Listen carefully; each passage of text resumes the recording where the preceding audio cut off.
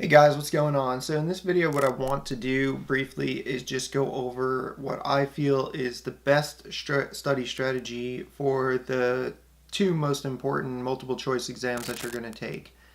And that is USMLE Step 1, USMLE Step 2 CK. This can also be applied to USMLE Step 3, although that particular exam is not going to be nearly as important for obtaining a residency because most people won't have scores if you're a US grad or if you're a US IMG.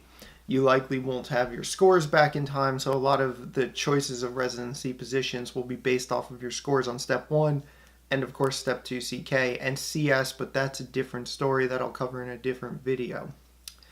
So by now, most of you guys know my story. You know that I was a terrible student who basically went from being, learning disability, no real prospects in academics, to being the top of my medical class. So what are some of the things that I feel helped me as far as general strategies, resources, in particular for those multiple choice exams?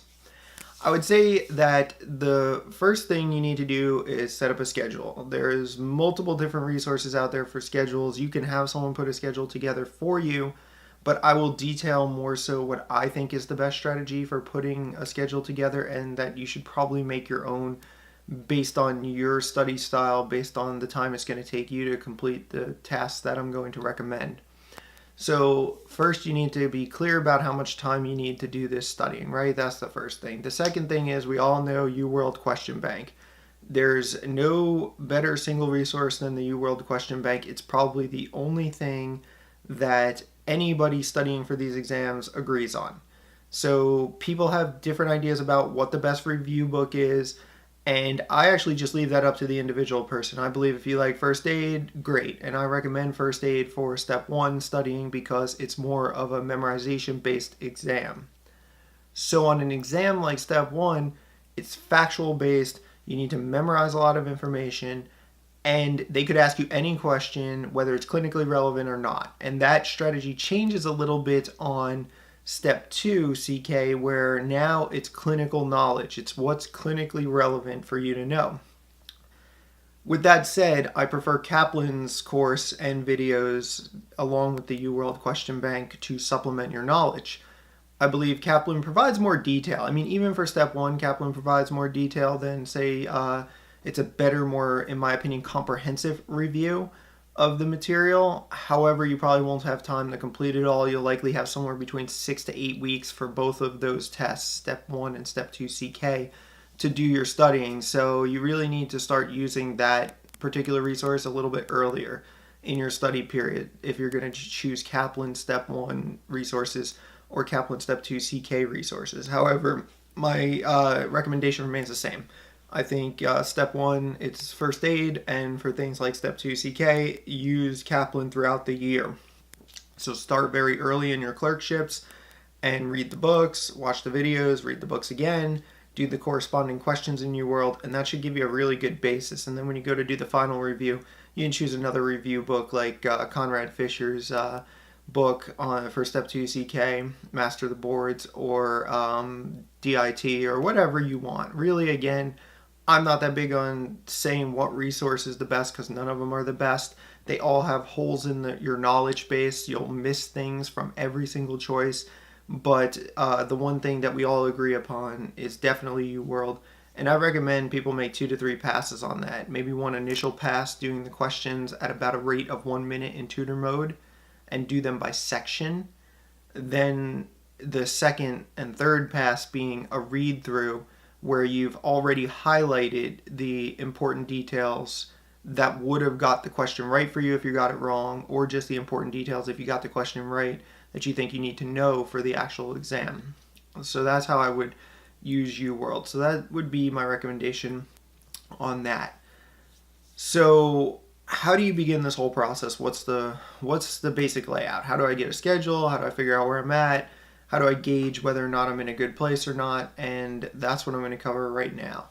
So before you actually study or do anything, I suggest you take one NBME shelf exam, or excuse me, not shelf exam, NBME practice exam for whichever test you're taking. Step 1, CK, Step 3, it doesn't matter.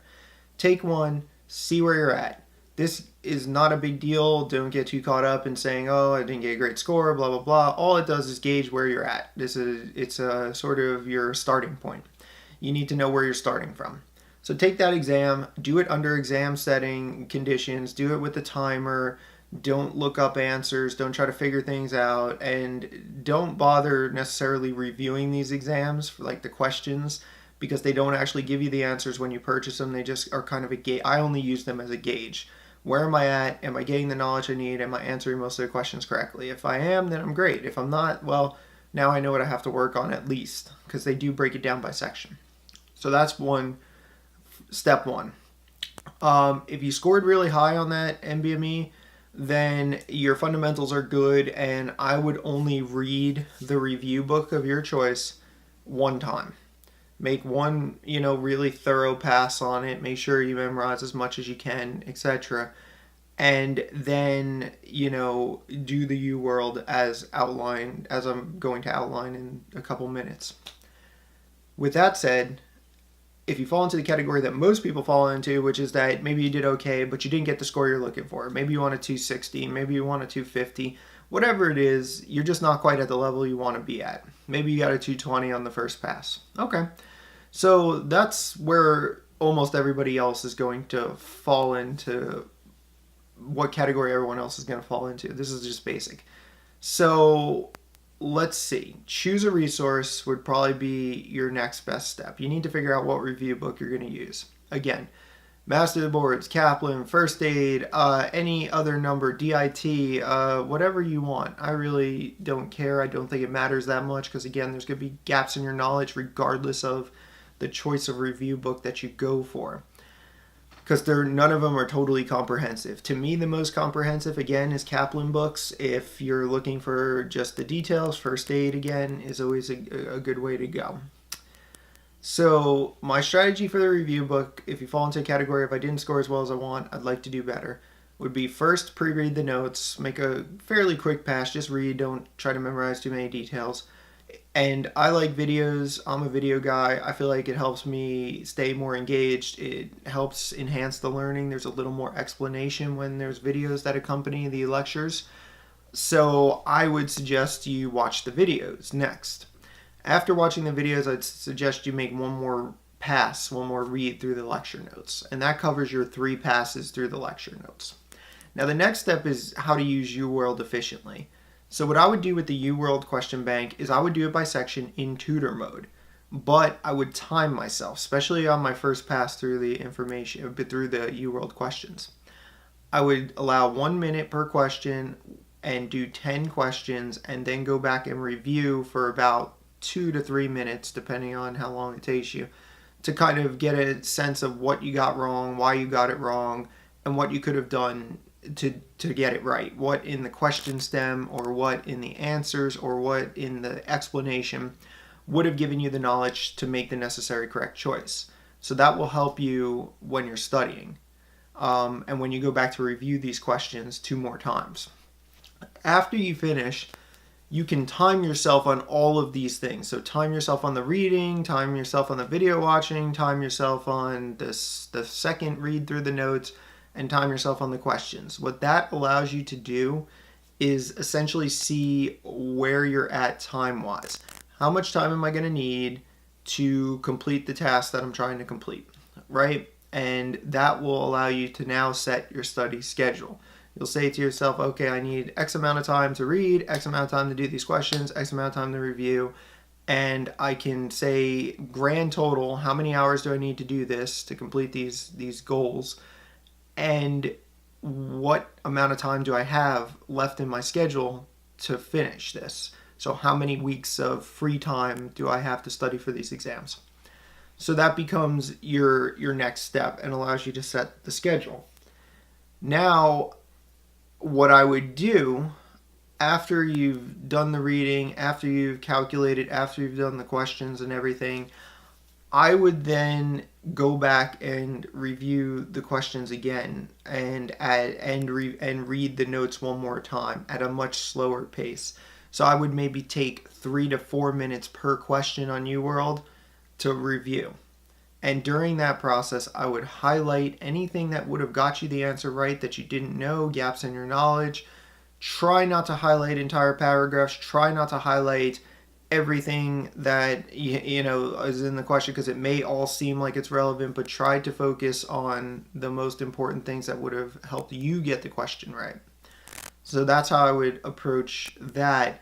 And if you're really having a hard time and you're struggling, you're not getting through, you're not finishing enough questions in time, then my next suggestion to you would be that you simply read the learning objectives, which is at the bottom of every UWorld question, and highlight anything that's bold and look at any graphs or images or quick charts or tables that are in the question, and just focus on that. Don't focus on reading the whole paragraph of information about the question and why the answer is right, or the other answers and why they're wrong.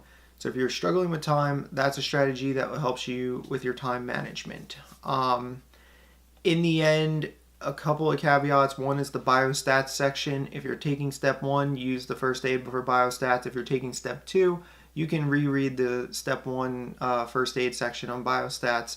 Or you can use Kaplan, which is more detailed again. And I think that for especially step 3 now that they're putting a greater emphasis and focus on this, it's a good idea to know your biostats, because you will get questions on it and you will have to make calculations. It sucks for us medis because we don't like doing math. It's a pain. Some of the questions are really annoying and sometimes they take a lot of time. So just kind of be aware of that for, step 3, and determine how much time you want to spend doing it. It's really up to you.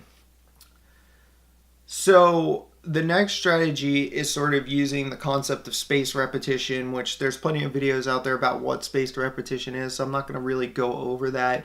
But really, in general, concept over big picture overview is that they found that reviewing material at certain time intervals helps people to retain more information. So my strategy is that 5 to 9 days after you finish a section, that's when you should make your second read, or you should do that final reading of the material, as well as a review or pass through all of the questions in that section. So if there's 100 questions in neurology, review every one of those questions in neurology, plus read the chapter one more time. And that should cover you. That's about 5 to 9 days after you finish.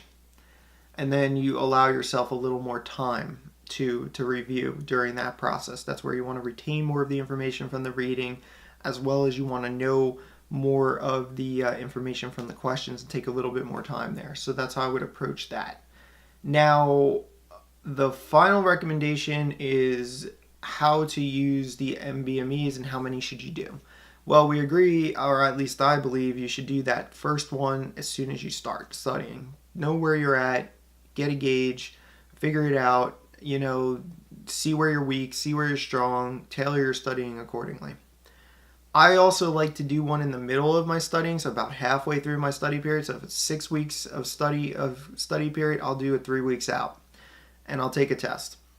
And then the final one I would take about a week or 2 out just to make sure you're good. So I would recommend a minimum of 3. If you can do them all, that's great, because the more times you see the questions, you get sort of a sixth sense. In a way, you start to kind of recognize what the question's asking, and you can pick the answer a little more intuitively. So you're not kind of thinking through every question and sort of having to work through the questions. This is especially true for step 2, CK, and step 3.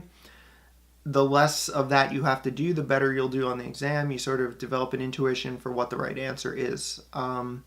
So that would be my suggestions. And what I did was I tried to put together a PDF detailing this, so that if you're not getting enough from the video, if not explaining it clear enough for you, I'm going to try to link it up here below so you can check it out.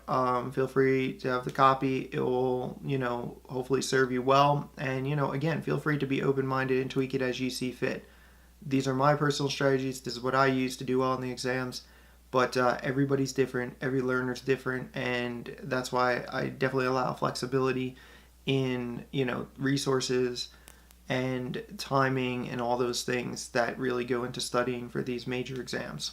Unfortunately, it's part of our lives as medical students and as medical doctors. You're always going to be taking these stupid tests for the rest of your life, and you're always going to be learning stuff. So, unfortunately, it kind of sucks, but when you get through it, it will feel good. You'll have a great sense of accomplishment. So, I wish you guys the best out there. If you like the videos, if you're interested in more stuff, click subscribe. If you have anything that you want to comment on or any videos you'd like to see in the future, any questions you have, feel free to drop them in the comment section, and we'll talk about it later.